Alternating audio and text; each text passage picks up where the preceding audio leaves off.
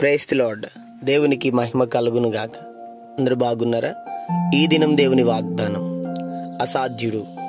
మహాదేవ, నీకు అసాధ్యమైనది ఏదీ లేదు.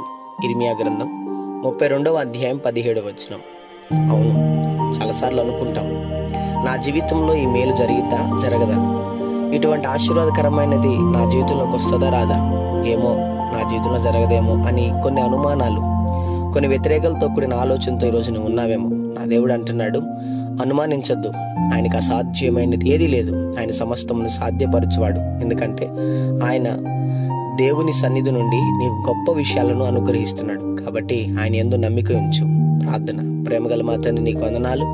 ఉదయకాల సమయంలో బిడ్డలను మీరు దీవించి బలపరిచి, వారు వెళ్తున్న ప్రయాణంలో, మార్గంలో, పనుల్లో, ప్రయత్నంలో ఇదని మీరు వారికి తోడుగుండమని, నిశ్చయంగా వారి జీవితంలో గొప్ప కార్యాలు చేసి వారిని, వారి కుటుంబాన్ని దీవించమని యేసు నామములో అడుగుతున్నాం మా తండ్రి. ఆమేన్.